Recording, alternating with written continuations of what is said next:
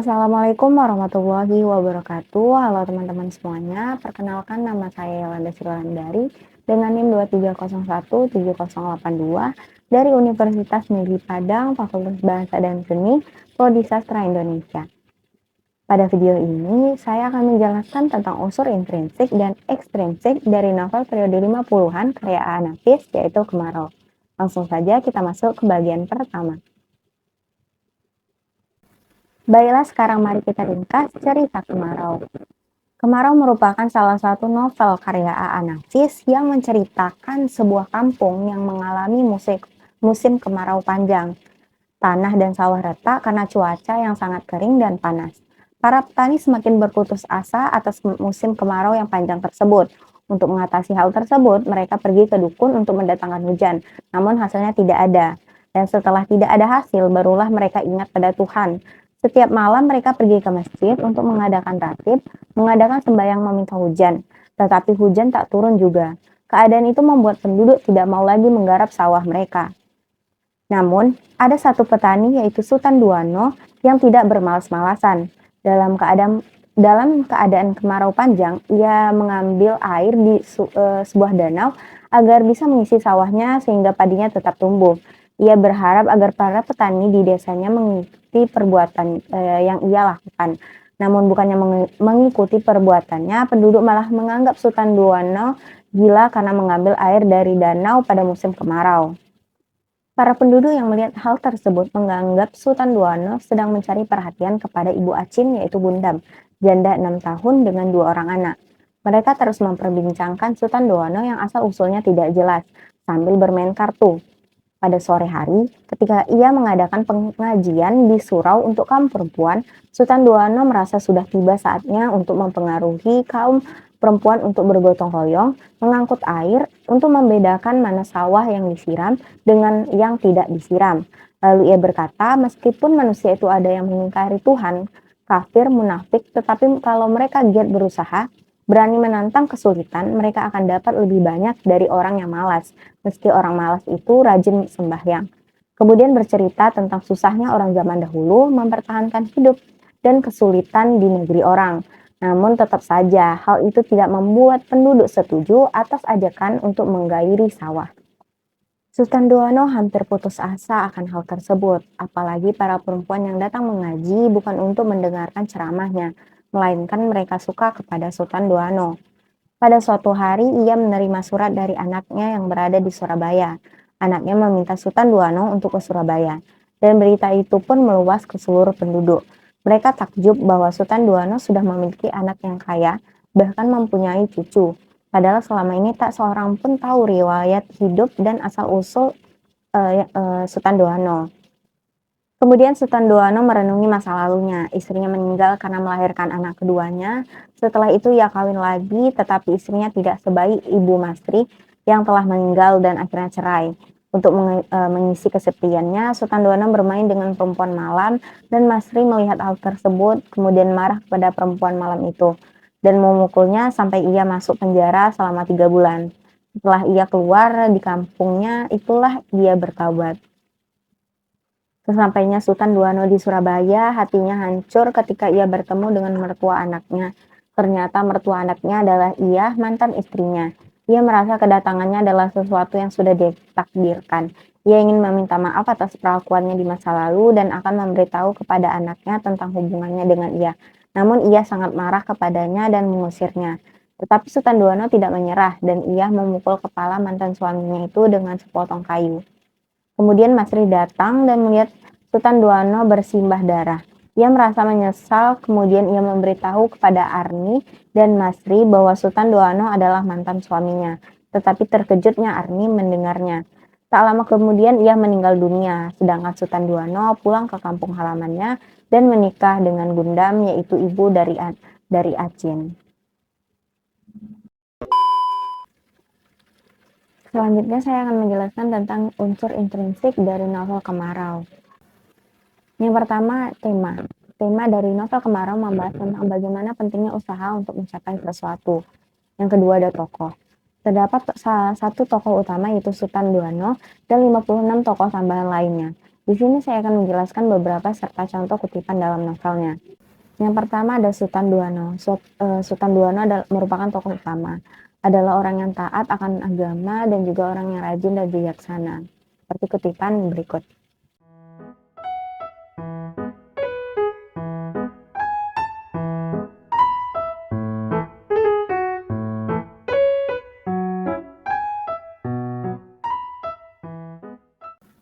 Yang kedua ada Gudam. Gudam adalah orang yang berani, terlalu percaya diri, dan juga mudah terpengaruh. Seperti kutipan berikut.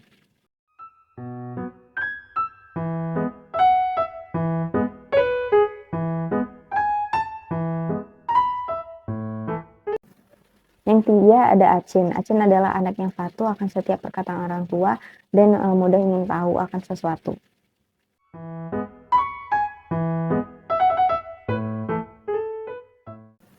Yang keempat ada Etek Sania. Etek Sania adalah seorang janda beranak satu. Ia adalah orang yang licik, pendendam, pengadu domba. Apapun rela dibuatnya agar dia bisa mendapatkan apa yang diinginkannya.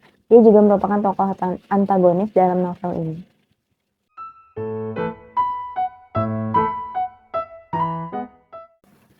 Yang kelima ada Lembak Tuah. Dia adalah seorang petani yang memiliki sawah terluas di kampungnya. Dia orangnya sombong, ingin segalanya dilakukan dengan mudah.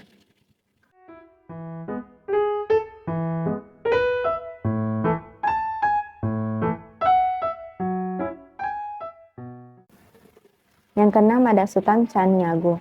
Dia adalah orang yang miskin di kampungnya. Dia juga seorang petani yang mempunyai istri dan 4 orang anak. Sultan Caniago mempunyai watak mudah putus asa, berpikiran pendek, dan dia juga orang yang mempunyai pendirian. Yang ketujuh ada Wali Nagari. Dia adalah seorang pemimpin di kampungnya, bijaksana, pemberani, tegas, dan berpikiran maju. Dia juga seorang politikus.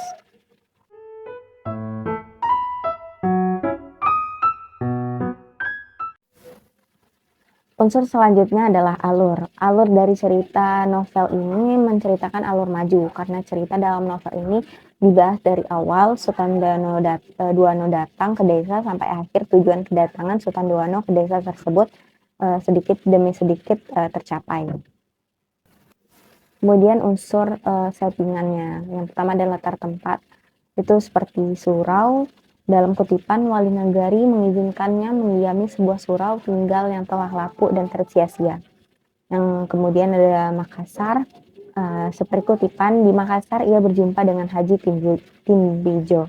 Kemudian latar waktu. Seperti senja. Dalam kutipan, waktu itu hari menjelang senja, Sultan Duano duduk terengah di pematang. Kemudian malam, seperti kutipan, semalam-malaman Sultan Duano gelisah di pembaringannya. Kemudian sesudah zuhur, seperti kutipan, waktu itu surat datang, Sultan Duano kembali ke ladangnya sesudah zuhur. Unsur selanjutnya adalah sudut pandang. Sudut pandang dalam novel Kamarau karya A.A. Nafis adalah sudut pandang orang ketiga serba tahu. Dapat dibuktikan dalam kutipan berikut ini.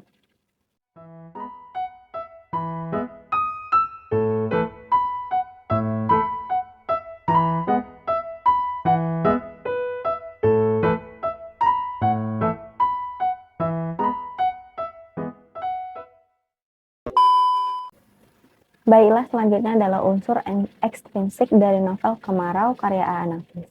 Novel Kemarau karya A.A. Nafis memiliki beberapa unsur ekstrinsik yang melatari penciptaannya. Berikut beberapa di antaranya. Yang pertama adalah latar belakang penulis. A.A. Nafis lahir di Padang, Sumatera Barat pada tanggal 3 November 1925. Ia mengalami masa penjajahan Belanda dan Jepang serta kemerdekaan Indonesia. Pengalaman-pengalaman ini mempengaruhi karyanya, termasuk novel Kemarau yang menggambarkan realitas kehidupan masyarakat di masa itu. A.A. Nafis dikenal sebagai sastrawan yang kritis dan berani menyuarakan kritik sosial dalam karyanya. Hal ini terlihat dalam novel Kemarau yang mengangkat tema kemiskinan, kebodohan, dan ketidakadilan yang dialami oleh masyarakat di bawah. Yang kedua adalah latar belakang masyarakat. Novel Kemarau berlatar di Padang Panjang, Sumatera Barat pada tahun 1940-an. Masyarakat di sana pada masa itu mayoritasnya berprofesi sebagai petani dan pedagang kecil.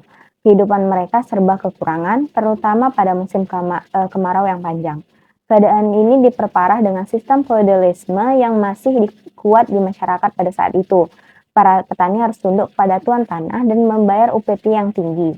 Novel Kemarau ini menggambarkan dengan jelas bagaimana kemiskinan dan ketidakadilan ini membawa penderitaan bagi masyarakat. Yang ketiga, nilai-nilai yang diangkat. Novel Kemarau mengangkat beberapa nilai penting seperti yang pertama, kemanusiaan. Novel ini menunjukkan bagaimana manusia harus saling tolong-menolong dan saling membantu dalam menghadapi kesulitan. Yang kedua adalah keadilan. Novel ini mengkritik ketidakadilan yang dialami masyarakat bawah dan memperjuangkan kesetaraan bagi semua orang. Yang ketiga ada kegigihan. Novel ini menunjukkan bagaimana manusia harus tetap gigih dalam menghadapi rintangan dan pantang menyerah. Kemudian keempat, kebersamaan. Novel ini menunjukkan pentingnya kebersamaan dalam menghadapi kesulitan. Bisa dikelompokkan nilai-nilai tersebut dalam tiga hal. Yang pertama itu nilai hakikat hidup manusia. Masyarakat yang menganggap hidup itu buruk, tetapi manusia wajib berikhtiar atau berusaha supaya hidup menjadi lebih baik. Seperti pada kutipan berikut ini.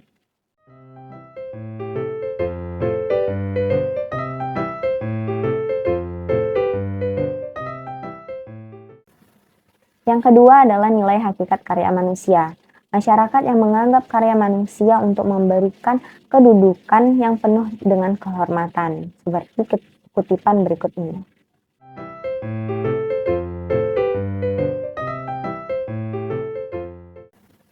Yang ketiga adalah nilai hakikat hubungan manusia dengan alam sekitar.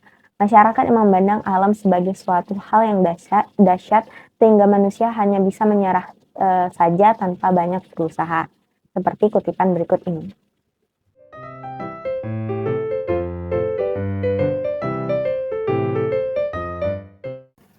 Yang keempat adalah aliran sastra. Novel Kemarau termasuk dalam aliran realisme.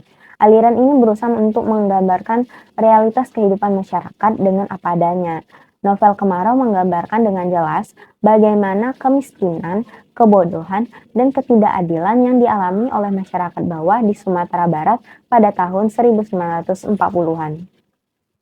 5. Pengaruh karya lain. Novel Kemarau tidak dipengaruhi secara langsung oleh karya lain, namun novel ini memiliki beberapa kesamaan dengan karya-karya lain yang mengangkat tema kemiskinan dan ketidakadilan, seperti pada novel sekarang yaitu novel Laskar Pelangi karya Andre Hirata. Yang keenam, kondisi sosial politik pada masa penulisan. Novel Kemarau ditulis pada tahun 1950-an, yaitu beberapa tahun setelah kemerdekaan Indonesia. Pada masa itu Indonesia sedang mengalami berbagai gejolak sosial dan politik.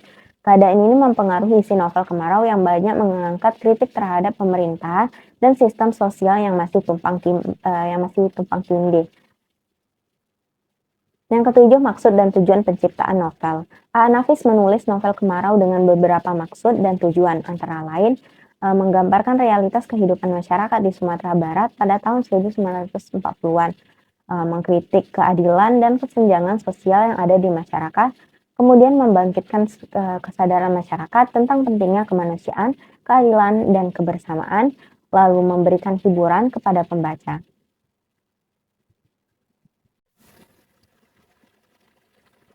Baiklah, itulah penjelasan saya terkait unsur intrinsik dan ekstrinsik dari novel Kemarau karya A.A. Nafis. Cukup sekian yang dapat saya sampaikan. Lebih kurangnya saya mohon maaf. Saya Yolanda Sriwulandari, undur pamit diri. Assalamualaikum warahmatullahi wabarakatuh. Bye bye.